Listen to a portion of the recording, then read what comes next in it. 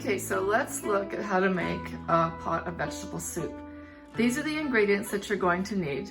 So this is extra virgin olive oil, a carton of vegetable broth or vegetable stock. I use a can of Rotel, but I always make sure that it's mild. I don't want it too hot and spicy. And I do green beans, and I make sure that they're a cut green bean. You don't want a French stock because they're too stringy. And I do a petite diced tomato. You want this really tiny. And if you want to, you can do a crushed tomato because then the tomatoes really aren't noticeable. And then I have minced garlic, and I use about a tablespoon of minced garlic, maybe sometimes two. So you need a half a stalk of celery, or about four or five pieces of celery, and a small bag of the petite baby carrots. And sometimes they come 10 ounces or 16 ounces, so you can do a smaller bag if you want to. An onion, and then a couple of potatoes. If you don't want the starch, you can leave out the potatoes.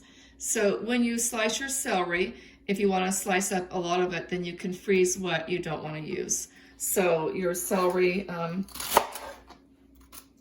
is going to be sliced thinly.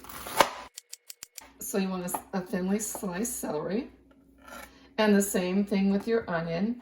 You want it diced into nice little pieces. But you don't want the onion to be visible. You want to cut your finger off either. So you want the onion sliced into nice little pieces. So make sure the onion is diced nicely.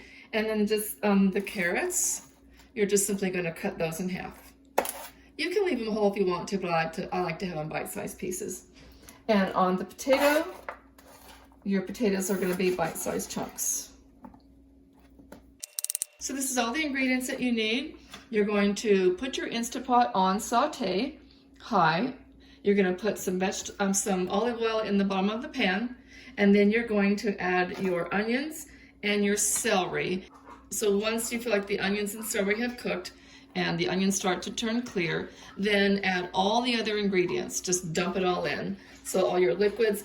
You can drain the green beans or keep the juice if you want to. It just depends on how soupy you like it. You're going to dump all this in, and then taste your broth to see if it actually needs anything. Because by the time you add all these flavors, we don't generally put anything else in it, but you may want to add some salt, pepper, or garlic salt. You're going to put your Instapot off of saute and onto manual high, and you're going to set it for 15 minutes. And then when the 15 minutes is up, just turn the pot off, wait another 15 minutes, and then release the pressure on the valve, and you'll have soup. If this is too big of a quantity, if you put potatoes in it, you really can't freeze it. But what you can do is you can freeze half of everything that you cut up, except for the potatoes. You can freeze half a can of the Rotel and half a can of the petite tomatoes, and just use half a bag of carrots if you want to make a smaller batch. And then what you don't use out of these things, then be sure and put them in the freezer and save them for the next time that you make soup. So anyway, that's how you make it. It's really easy and it's good for you.